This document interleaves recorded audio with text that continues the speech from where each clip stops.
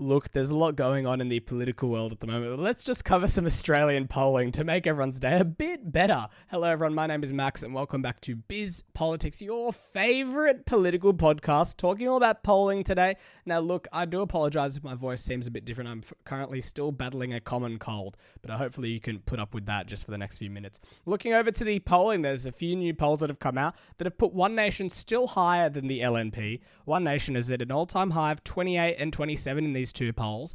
At a two-party preferred, they don't actually have One Nation in a two-party preferred for this. Actually, hold on. My computer. No, they do actually. I apologize for that. Look, 46% versus 54 for the One Nation, as well as the LNP is also on 46 versus 54 to the LNP. Looking over at the first preference votes, or the primary votes, you have the LNP on a 19 and 20.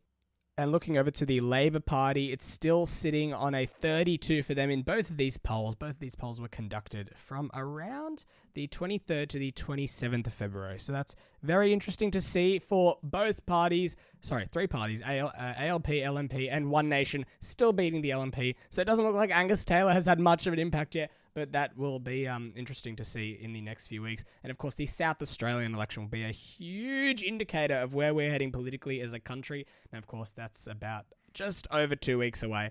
So look, I'm really excited to see what happens over there. Of course, you got Peter Malinauskas, very, very popular premier. And of course, you got Ashton Hearn, which not many people do know. And that shows, even on Instagram, you see the South Australian Liberal page.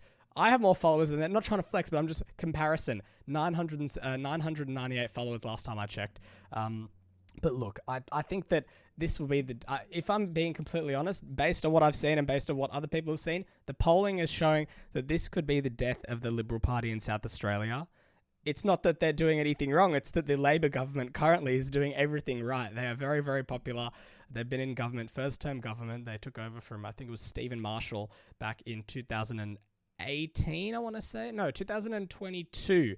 That sounds more right. But yeah, look, Vincent Tarzia was the former opposition leader after Ashton Hearn did take over after his resignation. And look, now you have Cory Bernardi leading the One Nation South Australia branch, and very well known, former leader of the Australian Conservatives, former Liberal senator. Look, we'll see what happens there, but over the next few weeks, some more polling is likely to come out.